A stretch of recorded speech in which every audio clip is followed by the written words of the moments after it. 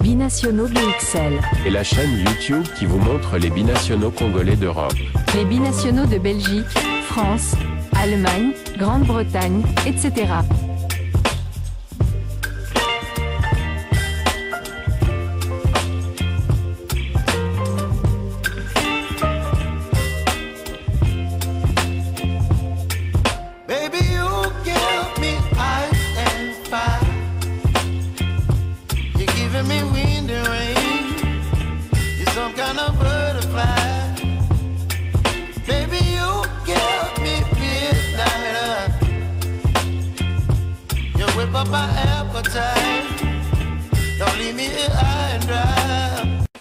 Bonjour à tous, nous allons une fois de plus parler des binationaux, d'un binational BXL, des Belgiques, beaucoup plus de Belgique, qui est susceptible de venir rejoindre la tanière de Léopard, un binational qui a déjà son frère qui est dans la tanière de Léopard, je voulais chercher, pendant quelques secondes vous allez peut-être dénicher son nom, parce qu'il y a eu un signe en faveur des Léopards, c'est qu'on a découvert grâce au site leopardfoot.com, qui juste après la qualification de la RDC, le binational en question avait vraiment tagué favorablement, donc c'est de lui que nous allons parler. Je ne suis pas seul pour débattre de ces sujets, et c'est peut-être notre confrère ici présent de Diasco Foot, le miroir du football de la diaspora congolaise, Gino Links, qui va en parler en long et en large.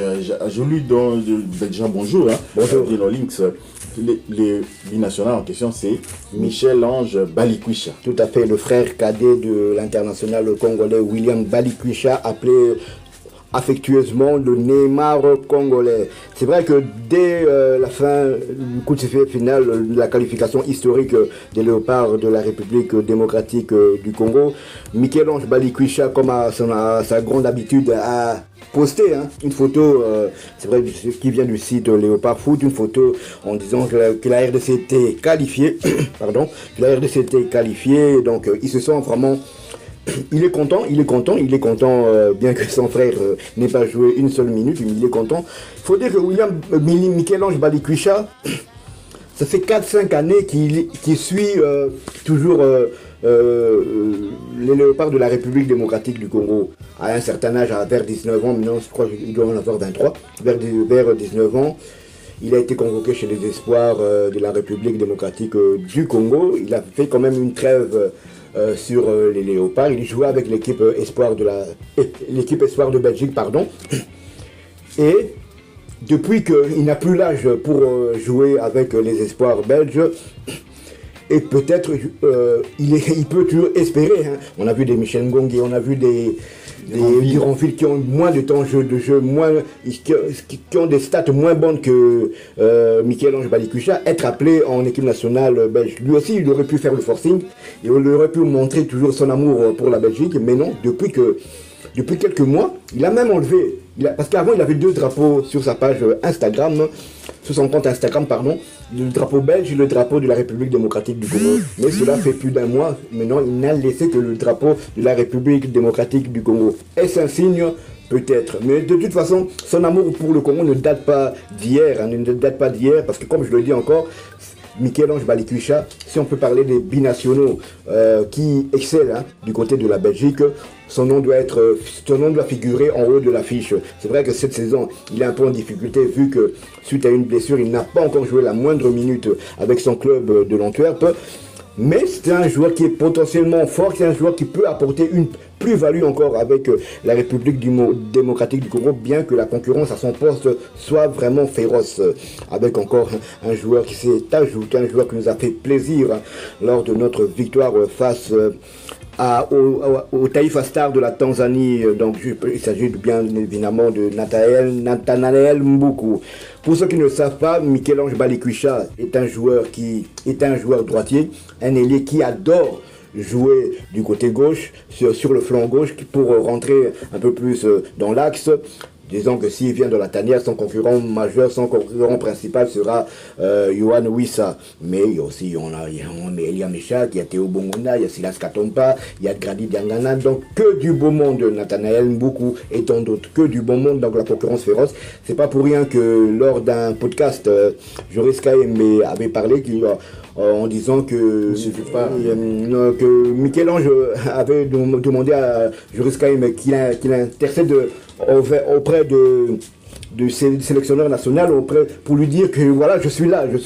Et il lui a dit que, tu vois, c'est à toi de faire le pas et que même si tu viens en équipe nationale, ta place ne sera pas assurée car la concurrence dans ton poste est vraiment très très féroce. Et c'est vrai que s'il y a bien un secteur où la concurrence est rude, c'est bien celui-là. Ah oui, lorsqu'on vous donne votre chance, certains doivent comprendre cela.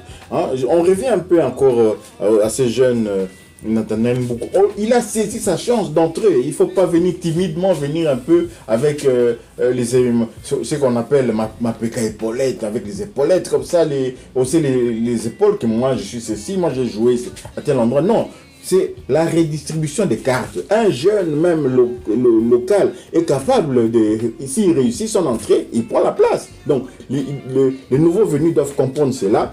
Et Michel-Ange Balicus doit prendre son mal en patience. S'il vient, dans la tanière de Léopard. D'autres ont eu cette opportunité à la faveur de la blessure de Yohan Wissa, par exemple. Hein. On s'est dit que non, voilà, c'est Meshach Elia qui normalement supplée déjà avec bonheur de ce côté-là, sur le côté gauche. Et en plus de ça, il était encore sur le banc contre la Tanzanie au match retour. Donc on avait encore un autre choix pour occuper ces postes-là. On en a encore d'autres. Nous avons Grady Diangana qui est gaucher. Il faut jamais oublier qu'il est gaucher aussi, parce que Michel-Ange Balicus a tendance à jouer du côté dans le flanc gauche. Hein, et l'avantage qu'il a quand même par rapport à d'autres ailiers, c'est que lui, il marque beaucoup.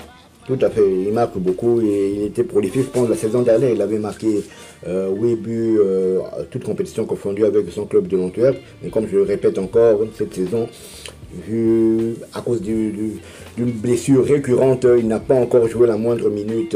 C'est dommage. Mais en tout cas, je suis presque persuadé que d'ici l'année prochaine, il sera avec nous. Ce sera un léopard de la République démocratique du Congo. Maintenant, accepter de jouer pour la République démocratique du Congo ne veut pas forcément dire que Sébastien Le Sabre va vous convoquer. Parce qu'on sait, là, il y a des joueurs qui sont là depuis quand même quelques années, comme Rocky Bouchiri, qui n'a pas encore joué la moindre minute en match officiel.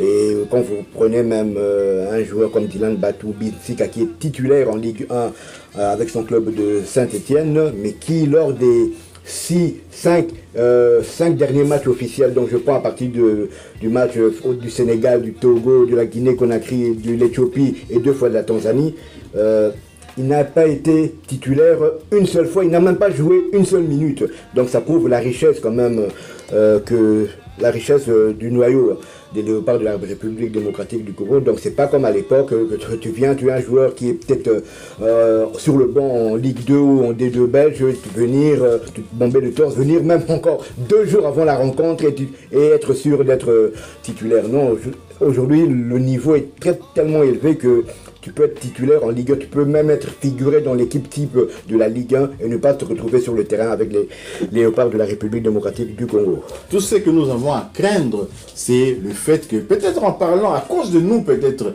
en faisant ces sujets sur Michel-Ange Balicus, les Belges vont découvrir cela, ils vont lui faire le coup de Duranville, lui faire le coup de Cyril Ngongue, parce que Cyril Ngongue a joué 3 minutes et puis plus rien. Donc Duranville, la même chose. Peut-être que dans la fenêtre du mois de novembre, peut-être la Belgique va encore ajouter un autre binational comme ça qui sera verrouillé définitivement. Donc Michel-Ange Balicus, sois prudent, prends la bonne décision. Fais comme Noah Sidiki, tu préviens, non, ne m'appelez plus, je me consacre à la RDC complètement. Pour revenir à Rocky Bouchiri, avant de conclure ces sujets, Rocky Bouchiri doit prendre son mal en patience. Je rappelle qu'un joueur comme Gabriel Zakwani était déjà là en 2006, 2007, 2008. Il avait été convoqué par divers sélectionneurs. Hein. On a eu Despureux, Henri Despureux, on a eu Patrice Neveu, on a eu ensuite Nouzaré et tout. Mais Zakwani ne jouait pas. Et on a vu Zakwani quand pendant la CAN 2015, il s'est retrouvé avec une médaille de bronze autour du cou. Et même avant la CAN, il a joué, il était dans l'impression. D'ailleurs, c'est lui qui fait la passe à Yannick Bolasie pour le 4e but de la RDC du côté de d'Abidjan, là, souvenez-vous. Donc c'est dans l'ère Ibengue qu'on a commencé à voir Gabriel Zakwani comme joueur. Il a pris son temps depuis 2006, imaginez-vous, les 2006, même si on dit 2013. Quand même. Il y a un trou énorme. Bouchir, prends ton mal en patience. Le léopard de la RDC te laissera toujours à un moment donné l'espace et peut-être tu auras ton heure de gloire. Si vous avez aimé ce sujet, merci de liker, merci de commenter cette information. Merci également de partager au maximum cette vidéo. Abonnez-vous pour ceux qui ne sont pas encore abonnés et tout juste après, activez la petite cloche de notification qui vous permettra de ne pas manquer la prochaine vidéo que nous allons mettre en ligne. Binationaux BXL vous dit Au revoir. Binationaux BXL. Et la chaîne YouTube qui vous montre les binationaux congolais d'Europe. Les binationaux de Belgique, France, Allemagne, Grande-Bretagne, etc.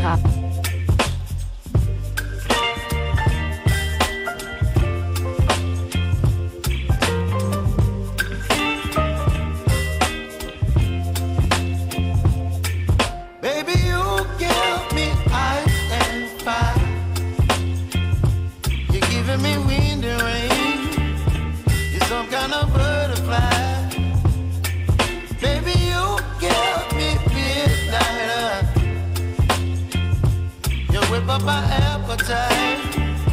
Don't leave me here high and dry.